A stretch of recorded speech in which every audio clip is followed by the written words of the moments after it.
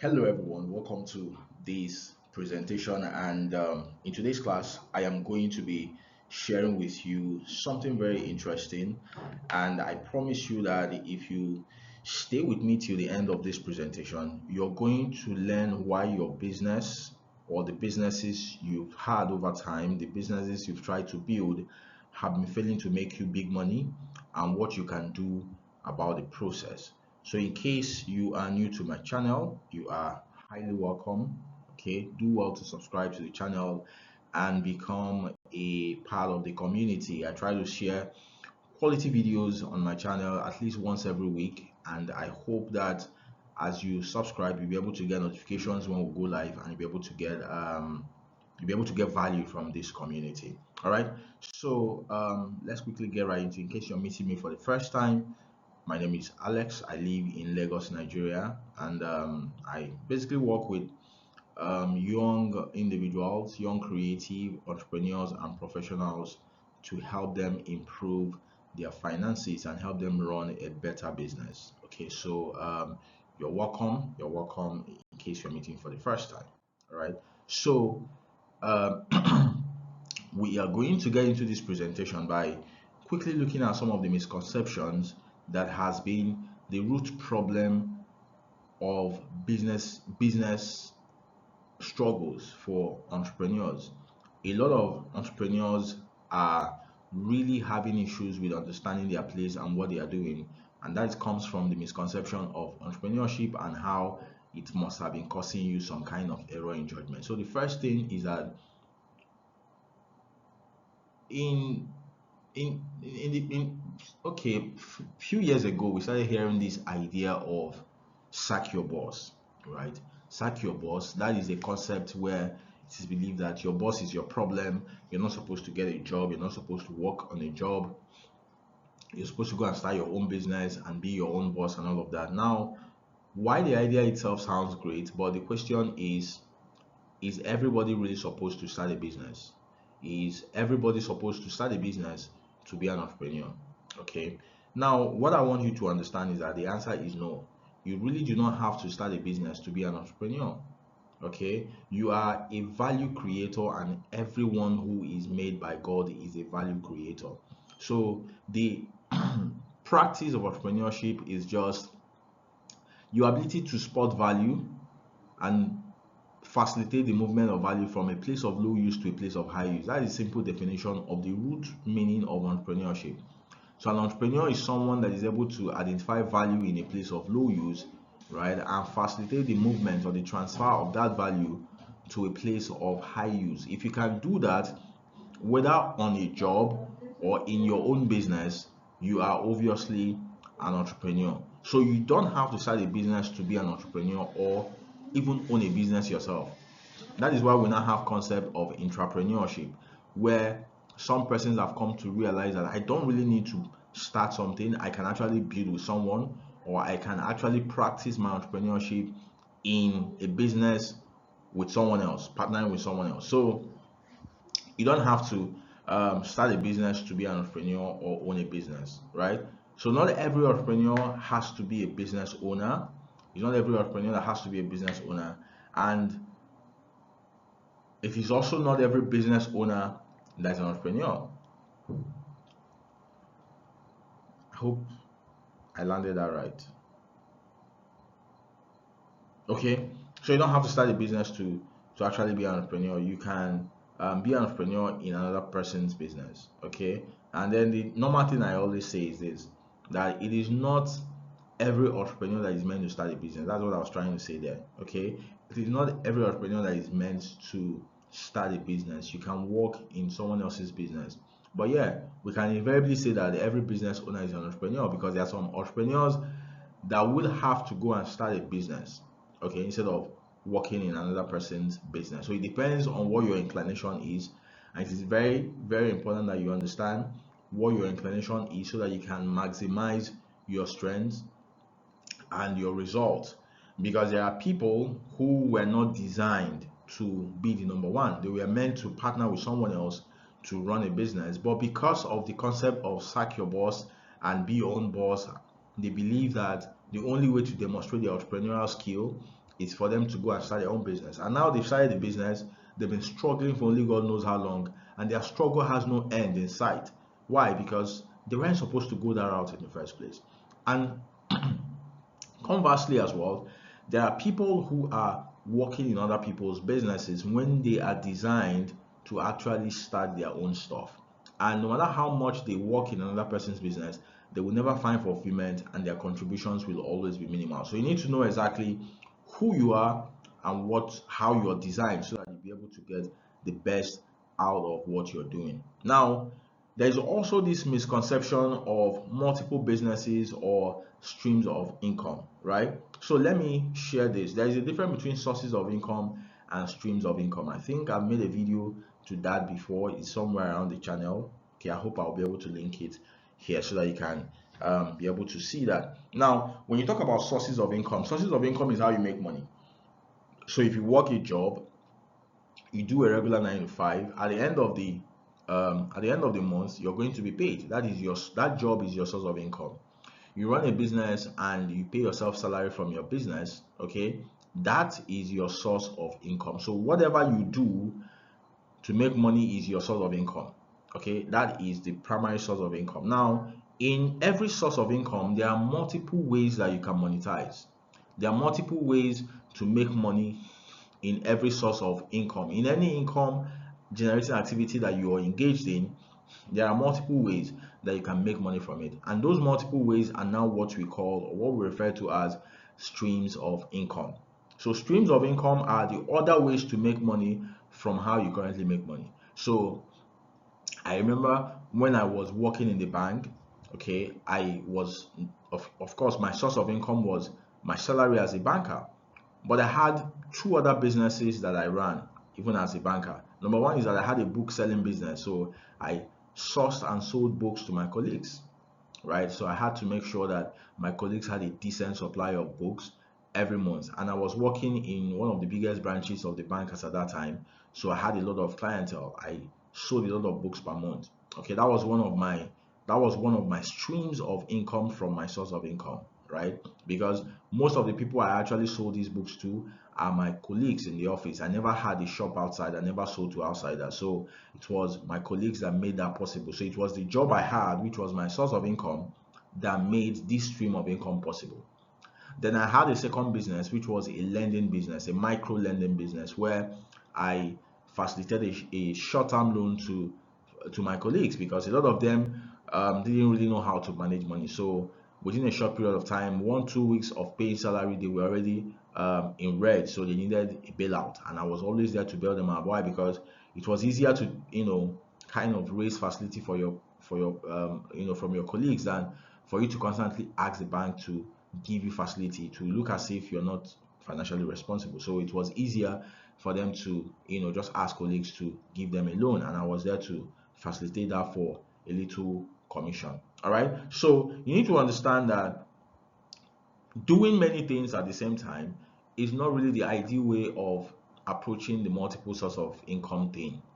You're not supposed to have your hand in so many things that are scattered and in different places at the same time, all in the name of the fact that you're trying to practice having multiple streams of income. If you do that, you're going to thin out. And that is what a lot of business owners do.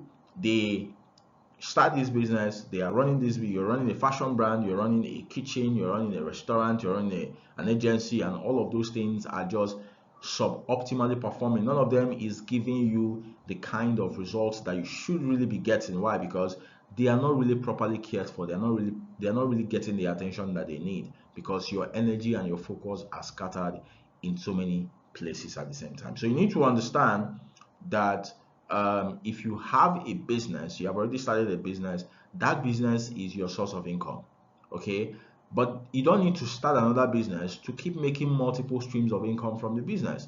So you can actually find other ways, okay? You can find other ways in the business, in that current source of income, to explode and explore other opportunities that are possible. All right. Now, the idea also of being a serial entrepreneur is something that you also need to understand. because this is also another area where a lot of abuse happens. You see people who say, oh, I'm a serial entrepreneur. So why are you a serial entrepreneur? Because you start different businesses. Starting different businesses does not necessarily make you a serial entrepreneur. Okay, starting different businesses does not make you a serial entrepreneur. A serial entrepreneur is someone who has built and exited more than one business. Okay, that is what makes you a serial entrepreneur. The fact that you have built a business, structured the business, made it profitable, and then you exited the business. If you haven't done that, you are not a serial entrepreneur. Okay, you are just probably a scattered entrepreneur. Now, how do you exit a business? There are different ways to exit a business. You can do IPO, right? You can do shares dislodgement, you can do outright sale, you can do transfer of ownership. There are just so many ways that you can leave a business. Okay, there are so many ways you can leave a business, and your ability to build a business, make it profitable enough for you to exit it, is actually what qualifies you as a serial entrepreneur. So stop trying to think or believe that the idea of having so many these fractured businesses going on is actually what makes you a serial entrepreneur. And really, if you can be a serial entrepreneur, at least you can be a successful entrepreneur. You don't have to be a serial entrepreneur to be a successful entrepreneur. Just make sure that if it's only one business you have, you can make that business a big deal. You can make it highly successful. And that is what your focus should be on. Not trying to run multiple businesses if you don't have the capacity and the strength to do that. All right. So here are things to put in place in your current business before trying to start another one. Okay, this is for those who desire big profit and success from their efforts. So if you really think that you want to make big money and succeed financially in a big way from your business, then this is for you. If you also think that you would love your efforts to pay off and not just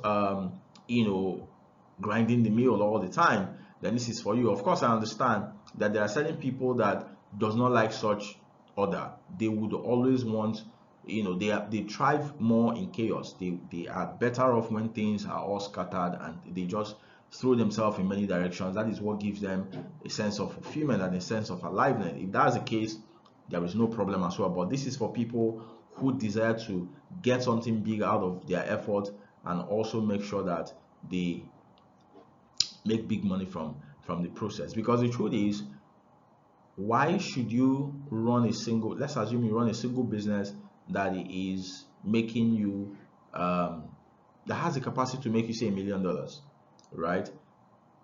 Why would you not push that business till it becomes $1 million business before starting something else? Why is it better for you to have 3 or 4 businesses that are doing $100,000 each and you end up with like $300,000? Even though you have 3 businesses, your stress is multiplying in different places, your effort is scattered all over the place, your focus is not really dialed in on one thing, than for you to just put all of that energy, all of that resources, all of that skill, and all of that expertise in one business and blow it to the optimal position that it should be. I think that should be something. So if that is what you desire, then here are the things you need to look out for. So the first thing is you need to have a system of customer acquisition that does not require your presence. Okay, that is the first thing, because when there is no customer in the business, there is actually no business. If you don't have people coming into the business and doing transactions with you, you don't have a business. Okay, you might just have you might have something, but with time you're going to burn out and you're going to close shop. So if you want to really have and grow a business, you must have people coming in, and that is called process of getting those people to come in is called customer acquisition. So you must make sure that you have a system of customer acquisition in your business that does not require your presence. It means that you don't have to be there for customer to be acquired into the business. So probably you have head of marketing, you have customer acquisition expert or whatever who is responsible for making sure that customers get into the business or customers get to know about your offering, and you don't have to be there to make that happen. This is the first thing that you need to make sure is in place. If this is not in place, you will find out that you will be doing customer acquisitions for different businesses all simultaneously, and that is draining. With time, you're going to burn out and you're not even going to get you're not going to get very great at knowing the kind of people you should be bringing and attracting into your business. Okay, so that is the first thing you need to make sure is in place for you to be able to, before you can start thinking of starting another one. Then the second thing that you also need to pay attention to is the system of customer acquisition, sorry, customer conversion, right? You must have a process that helps to convert the working customers into buyers. That is conversion. So, and you must have a system that makes that happen without you having to be there. You don't need your presence to be there. You don't need to be there, or you don't, the process does not need your presence to work. If you're running a business that requires your presence for customer conversion, then it means that you will have to be present to close the deals. So probably the let's assume that you have customer acquisition system. It brings in the customer. You have to be present to talk to the customers, to convince them, to close them, and make them buy. If that is what is required in your business, and you have to be the one to do it, and you want to start another one, it's going to be very difficult for you, right? Because you have to be, while trying to convert this customer, you're probably trying to acquire a customer here, you're trying to convert another customer somewhere else. That will be tearing yourself into different unnecessary parts. Okay, then the third one is a system of promise and value delivery that does not require your presence. So you need to have a system of promise or value delivery that does not require you to be there. How do you get the job done? If you are, let's assume that you have a salon, you have a hair salon, right? And you have to be the one to make the hair. Even if you're not the one that does the acquisition, you're not the one that does the conversion, but you're the one that has to make the hair. You're the only one that knows the style. You're the only one that has this unique recipe. You're the only one that the customers want to experience her touch. It simply means that you have to be the one to deliver the value, and you can't be at different locations delivering value at the same time. So you will have to be stuck in one place, right, delivering value. Probably when you're done delivering value here, you have to run over to the other side to go and repeat the process and all of that. That is hectic, and that is a little bit of a chaotic way to start to do your entrepreneurship thing, right? Then the last one is that you must have a system of course correction that also does not require your presence. So let's assume that someone leaves your business. Let's assume that the person who does the promise delivery, or the value delivery, or the promise fulfillment in your business leaves or resigns or goes on leave or is sick or something. Do you have a system in place that can help to immediately make sure that the person is replaced without requiring your presence? Because if you don't have that, let's assume that your delivery person goes, you probably have to be the one to do delivery, or you have to abandon the other business you were working on to come here to come and try to put out the fire. So you will always, most times, be trying to put out fire in different locations, and that will burn you out very fast. Because the truth about business is that we all know that things go wrong really fast. You just wake up today and everything has just gone haywire. You have to be dealing with regulatory issue, you're dealing with a staff problem, you just that's the thing that makes entrepreneurship what it is. Chaos is always part of the deal, but you have to make sure that you control your chaos. You don't live a chaotic life that was made by your own mistake or by your own error in judgment. Okay, so if you don't yet have a system that will help you to course correct if anything falls apart in the other three systems, then you probably don't yet have what it takes to start another business. So you need to make sure that these four things are working in sync, right? Or at least three of these four things are perfectly working before you can now try to replicate yourself in another industry, especially when you're going into a different industry, or you're trying to start something that is entirely different from your first business. All right, so that is the size of this short class.